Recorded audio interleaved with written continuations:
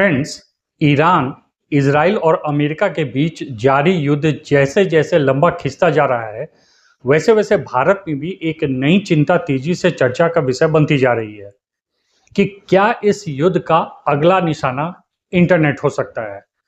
हाल ही के दिनों में ऐसी खबरें और विशेषज्ञों की चेतावनियां सामने आई हैं कि समुद्र के नीचे बिछी इंटरनेट केबल्स इस संघर्ष में प्रभावित हो सकती हैं, जिससे भारत समेत कई देशों की डिजिटल कनेक्टिविटी पर असर पड़ सकता है। ऐसे में आम लोगों के बीच यह सवाल जोर पकड़ रहा है कि क्या युद्ध की आंच अब हमारे मोबाइल और इंटरनेट तक भी पहुंच सकती है, और क्या ईरान युद्ध की स्थिति में या युद्ध लंबा खींचने की स्थिति में इंटरनेट को निशाना बना सकता है, और क्या सच में इंटरनेट बंद हो सकता है, और अगर ऐसा हुआ तो भारत पर इसका क्या असर पड़ेगा। इसी विषय पर आज के वीडियो में चर्चा करेंगे।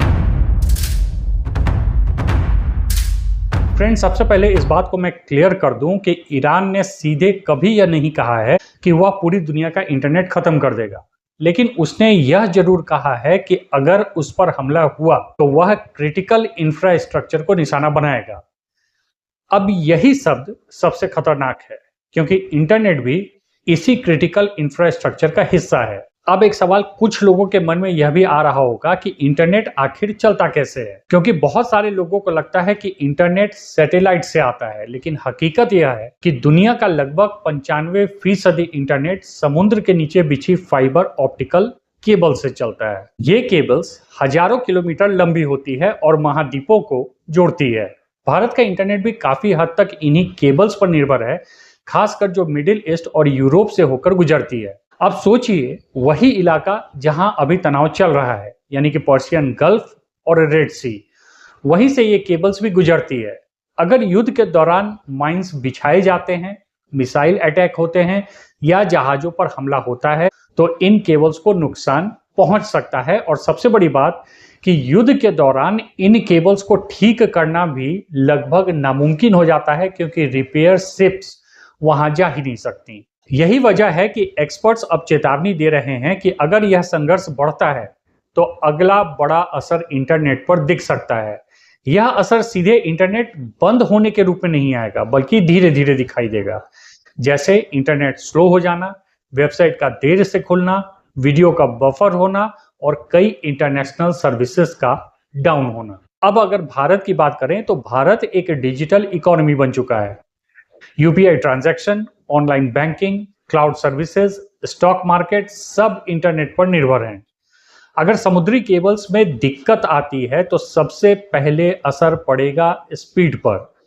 आपको लगेगा कि आपका इंटरनेट अचानक धीमा हो गया है, खासकर इंटरनेशनल वेबसाइट और एप्स में। दूसरा असर होगा बैंकिंग और फाइनेंस पे।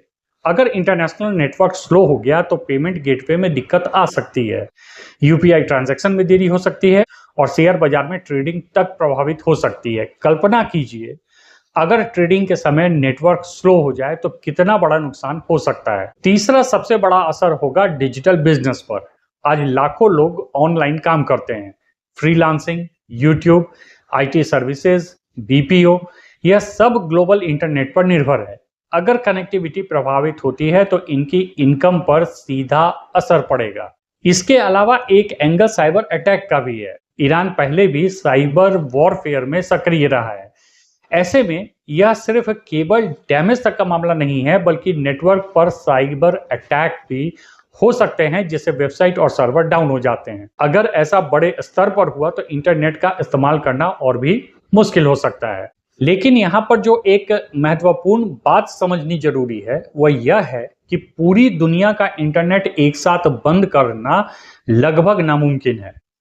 इंटरनेट का डिजाइन ही ऐसा है कि उसमें कई बैकअप रूट्स होते हैं। अगर एक केबल कट भी जाता है तो डेटा दूसरे रास्ते से आ जाता है। हाँ, इससे स्पीड कम हो जाती है और नेटवर्क पर लोड बढ़ जाता है, लेकिन पूरा इंटरनेट कभी खत्म नहीं होता। तो असली खतरा क्या है?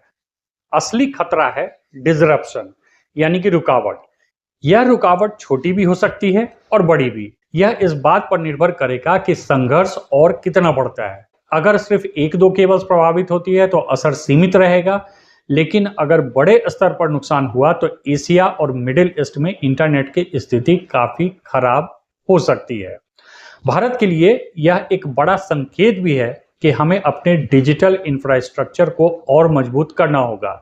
ज्यादा केबल रूट्स बनाने होंगे और सैटेलाइट इंटरनेट जैसे विकल्पों पर भी अब ध्यान देने की आवश्यकता है, क्योंकि आने वाले समय में युद्ध सिर्फ जमीन या हवा में नहीं बल्कि डेटा और इंटरनेट पर भी लड़े जाएंगे।